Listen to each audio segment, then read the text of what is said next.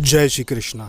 आज जानकारी लेकर आए इस विषय के ऊपर कि जो कमज़ोर लोग होते हैं, जो जीवन में बहुत ही ज़्यादा अपने आप को अकेला समझते हैं कि हम जीवन में बहुत ज़्यादा अकेले हैं, हमारा कोई साथ देने वाला नहीं है, हमारी स्थिति तो बहुत ही बुरी है। पता नहीं क्यों इतने शहर बदल लिए कि कभी कुछ साल इस शहर में रहे, कुछ साल उस शहर में रहे, तो आखिर ऐसा क्या करें। जैसे मान लो बहुत लोगों के जो पिता होते हैं वो नौकरी में होते हैं, बार बार ट्रांसफ़र हो जाता है, बार बार शहर बदल जाते हैं, तो जान पहचान ही नहीं रहती कि मुसीबत में कोई काम आ सके, किसी प्रकार की कोई दिक्कत में कोई काम आ सके। जीवन में बहुत सारे लोगों का परवरिश इस तरीके से होती है एकांत में कि वो जब एक ऐसी स्थिति में, एक ऐसी उम्र में आ जाते हैं कि उनको समझ में नहीं आता कि अब हमारी सहायता कौन करेगा, क्योंकि हम तो शुरू से अकेले में ही रहे। तो ऐसे लोग जो जीवन में कुछ करना चाहते हों, जो जीवन में कुछ पाना चाहते हों, उनको आज हम जानकारी देने वाले हैं कि भाई मंत्र जाप से क्या फ़ायदा होता है, मंत्र जाप साधना, इनसे कैसे आपके जीवन में सहायता मिलती है। आज उस विषय पर जानकारी देने जाएंगे। देखिए, जब एक व्यक्ति मंत्र जाप शुरू करता है तो सबसे पहले उसका संबंध होता है उसकी जीवात्मा से।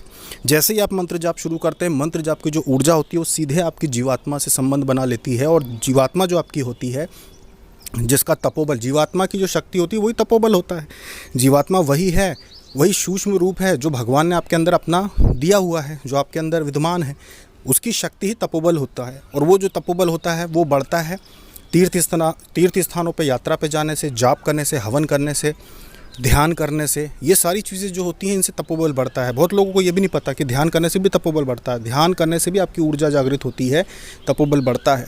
तो जाप जब आप शुरू करते हैं, जाप करने से ऊर्जा बनती है, जाप की मंत्र की ऊर्जा बनती है, और वो जो ऊर्जा होती है वही आपका तपोबल बढ़ाती है। अब ऐसा नहीं है कि शिव जी का जाप करेंगे तो अलग प्रकार की ऊर्जा बनेगी, कृष्ण जी का जाप करेंगे तो अलग प्रकार की ऊर्जा बनेगी आपको लाभ देने के लिए। लाभ देने वाली ऊर्जा एक जैसी ही होती है। हाँ, आपका प्रभाव जरूर थोड़ा सा अलग होता है, मतलब कि लाभ जरूर थोड़े से अलग होते हैं। तो बहुत सारी चीज़ें होती हैं मंत्र जाप से भी। तो जो लोग मंत्र जाप करते हैं उनको सबसे पहला लाभ ये होता है कि उनका तपोबल बढ़ता है। और तपोबल बढ़ने के बाद जो परिस्थितियाँ होती हैं वो अपने आप बदलना शुरू हो जाती हैं। जैसे मंत्र जाप करने वाला जो व्यक्ति होता है उसके संसाधन बढ़ने लगते हैं। जब आप मंत्र जाप करते हैं आपका तपोबल बढ़ता है, साथ में आपकी ग्रहों की स्थिति बदलती है। और जब ग्रहों की स्थिति बदलना शुरू होती है तो एक व्यक्ति जो किसी बहुत मुसीबत में हो, अपने आप उसके संसाधन बनना शुरू हो जाते हैं। मतलब जहाँ से उसने कभी सोचा ना हो कि कोई सहायता मिलेगी, वहाँ से उसको सहायता मिलना शुरू हो जाती है। जो व्यक्ति पूजा पाठ नहीं करता, मंत्र जाप नहीं करता, कई बार उसको समझ में नहीं आता कि उसको जीवन में क्या करना है। जब वो कभी बड़ी मुसीबत में आ जाता है तो वो समझ नहीं पाता कि मुझे करना क्या है, बहुत सारी चीज़ें उसको समझ में नहीं आती। ऐसा व्यक्ति जो होता है उसके साथ कोई देवी शक्ति भी नहीं होती है। लेकिन जो व्यक्ति साधना करता है, मंत्र जाप करता है, उसकी सिद्धियाँ उसके साथ होती है, जो कि ऐसे समय पे उसका साथ दे देती है जब उसने सोचा ना हो। जैसे न्यायालय से संबंधित कोई समस्या हो, जहाँ पे आपको कोर्ट कचहरी के चक्कर आप लगा रहे हो, अन्य किसी भी प्रकार की समस्या हो जहाँ पे आपको अपने आप को सही साबित करना हो, या फिर जहाँ पे आपको ये इच्छा हो कि जो चीज़ें हैं वो आपके पक्ष में जाएं, वहाँ पे देवी शक्तियाँ बहुत सहायता करती हैं। वहाँ पे देवी शक्तियों का अपना प्रभाव होता है। देवी शक्तियों की वजह से ही आपको सोचने समझने की शक्ति आती है कि किस चीज़ को आप किस तरह से हैंडल करें, किस चीज़ को किस तरह से आप नियंत्रण में लाएं। ये चीज़ें देवी शक्ति से सहायता मिलती है। एक साधारण व्यक्ति जो पूजा पाठ नहीं करता वो बहुत ज़्यादा गुस्सैल भी हो सकता है, चिड़चिड़ा भी हो सकता है, उसका दिमाग काम नहीं कर सकता, ये भी हो सकता है। दिन रात वो बस उसको ये लगता रहेगा कि बस आराम करूं, खाऊं पीऊं, आराम करूं। वो किसी भी समस्या से बाहर आने में कई बार नहीं निर्णय ले पाता, सोच पाता, रास्ता ढूंढ पाता, जो पूजा पाठ नहीं करता है। लेकिन पूजा पाठ करने वालों को कहीं ना कहीं से सहायता मिल ही जाती है, कहीं ना कहीं से उनको ये बुद्धि में आ ही जाता है देवी शक्तियों की कृपा से कि उनको क्या करना चाहिए। कई बार जो पूजा पाठ करने वाले लोग होते हैं जिनके साथ देवी सिद्धियाँ होती हैं, जब वो कोई गलत काम करने वाले होते हैं तो वो सिद्धियाँ उनको सिग्नल दे देती हैं। जैसे बाईं आँख फड़का देंगी या कुछ और चीज़ें करवा देंगी, जिससे उसको सिग्नल मिलेगा कि मैं जो कार्य कर रहा हूँ इसमें कुछ गलत है, मैं जो करने वाला हूँ इसमें कुछ गलत है। उसको ये संकेत से पहले से अनुभव होने लगेंगे। ये देवियाँ उनको समझाती हैं कि तुम ऐसा मत करो, ये गलत है। ये देवियाँ ही उनको सिग्नल देती है। जब वो कुछ अच्छा काम करने वाला हो तो दाईं आँख फड़कना शुरू हो जाएगी या अच्छे शुभ संकेत मिलना शुरू हो जाएंगे।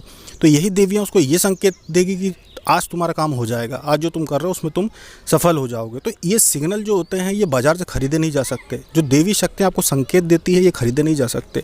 ये जाप से, साधना से ही शक्तियों की कृपा प्राप्ति होती है, तभी ये चीज़ें आपको मिलती है। तो इसीलिए जो लोग जाप करते हैं उनकी ग्रहों की स्थिति बदलती है। हर काम में उनका साथ देने के लिए देवी शक्तियाँ होती हैं। और ध्यान रखना कि देवी शक्ति प्रत्यक्ष रूप से सामने खड़े होकर भले ही आपकी सहायता ना करे, लेकिन सामने वाले की बुद्धि घुमाने में बहुत सक्षम होती है। मतलब सामने वाला व्यक्ति आपको सम्मान दे, सामने वाला व्यक्ति आपको की बात को समझे, ये चीज़ देवी शक्तियाँ बहुत आसानी से करवा देती हैं। जो साधक साधना करते हैं, जो साधक पूजा पाठ करते हैं, साधना करते हैं, मंत्र जाप करते हैं, अगर वो सरकारी कर्मचारी हो या प्राइवेट कंपनी में जॉब करते हों, इनको झुकाना या इनके खिलाफ सोचना बहुत मुश्किल हो जाता है।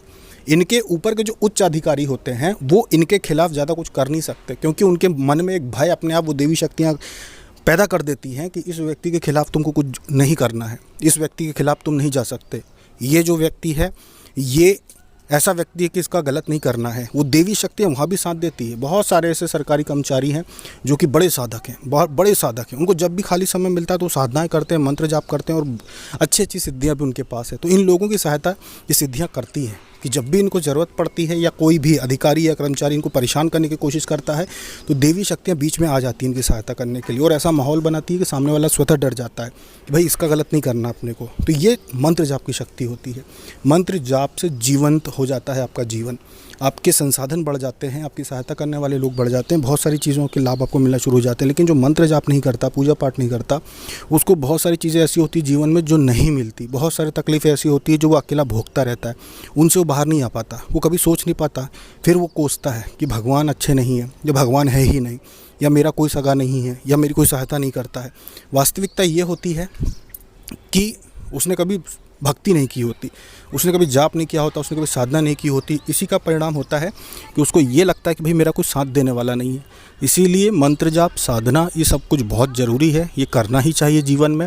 और ये जो लाभ होते हैं एक व्यक्ति को, साधना करने वाले को, मंत्र जाप करने वाले को, कि वो जिस भी चीज़ में कदम आगे बढ़ाता है उसको अच्छे और बुरे संकेत मिलते हैं, जिससे वो सही निर्णय ले पाता है जीवन में। ये देवी शक्तियाँ ही सहायता करती है, जीवन भर उसकी सहायता करती है। साथ में एक और लाभ होता है, नज़र, हाय, किसी की बद्दुआ, इस जैसी जो चीज़ें होती हैं इनसे भी देवी शक्तियाँ बचाव करती हैं। कई प्रकार के प्रयोग किए जाते हैं लोगों के द्वारा, उससे भी ये शक्तियाँ जो होती है बचाव करती हैं। तो कुल मिला के जाप साधना करने वालों लोगों को हर प्रकार से सहायता मिलती है देवी शक्तियों के द्वारा। इसीलिए आपको भी अपने जीवन में अगर आगे बढ़ना है तो मंत्र जाप, पूजा, भक्ति सब कुछ आप कीजिए, तो आपके जीवन में बहुत बड़ी बड़ी कठिनाइयों का बहुत आसानी से पार जाएंगे और आपको तकलीफ़ें नहीं होंगी। और आपको देख देख कर आपके बच्चे भी सीखेंगे और वो भी जीवन में कुछ अच्छा करेंगे। अभी तक के लिए इतना ही। जय श्री कृष्ण।